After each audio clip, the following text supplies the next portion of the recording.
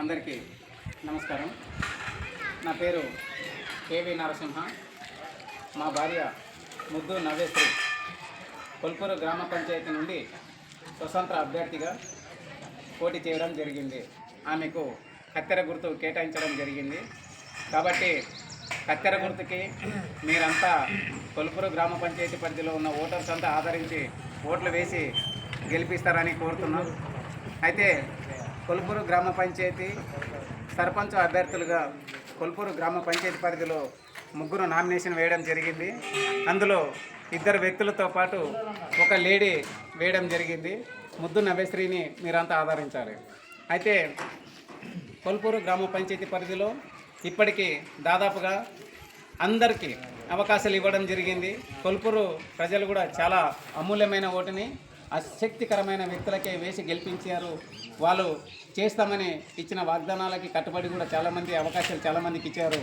అందులో భాగంగా మొన్నటికి మొన్న అయిపోయిన సిరి రెడ్డిస్ వాళ్ళకి సంబంధించి జనరల్ పొజిషన్లో వస్తే వాళ్ళకు కూడా అవకాశం ఇవ్వడం జరిగింది. వాళ్ళు కూడా గడిచిన 5 ఏళ్లలో కూడా 3 కొల్పూరు గ్రామ పంచాయతీతో పాటు 2 ఆమ్లెట్ విలేజ్లు అయినటువంటి గజరామరెడ్డి కానీ పుంజనూరు కానీ వీళ్లకు నిమ్మకు నీరెత్తినట్లు వారు ఇచ్చిన వాగ్దానాలలో ఏది కూడా ఏ అవకాశాన్ని కూడా ఏది కూడా చేయలేకపోయినారు. కాబట్టి వాళ్ళంతా కూడా మీరంతా ఆలోచన చేయాలని కోరుతున్నాము. కాబట్టి కొల్పూరు గ్రామ పంచాయతీ నుండి గజరందొడ్డికి కానీ పుంజనూరుకి కానీ బీటీ రోడ్డు వేయాలని ఆ రోజు మేము మీ 2 ఊర్ల తరపున కూడా నేనే వాగ్దానం తీసుకోవడం జరిగింది.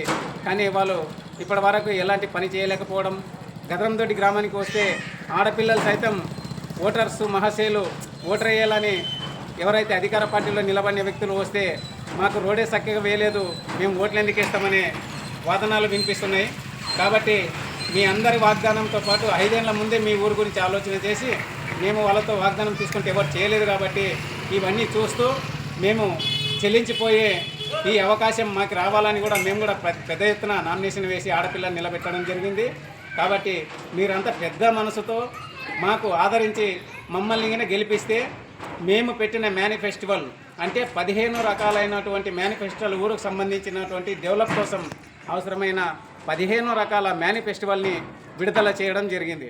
ఆ మేనిఫెస్టోలో భాగంగా కొల్పూరుకి కావాల్సిన 6 వార్డులలో ఉన్న సమస్యలు తీస్తూ, అలాగే గజరందొడ్డికి సంబంధించిన బీటీ రోడ్డు వేయిస్తామని, అలాగే పుంజనూరు గ్రామానికి కూడా బీటీ రోడ్డు వేయిస్తామని అందులో మేనిఫెస్టోలో చేర్చడం జరిగింది.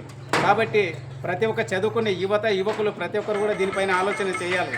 ఎందుకంటే ఎవరైతే శ్రీధర్ రెడ్డి అని ఇదివరకు గెలిచిన తర్వాత కూడా 5 ఏళ్లలో గ్రామ పంచాయతీకి వచ్చిన నిధులన్నీ బినామీ పేర్లపైన ముక్తల్లో ఎవరి పేర్లపైన పడితే వాళ్ళ పేర్లపైన నిధులు మళ్లించడం జరిగింది.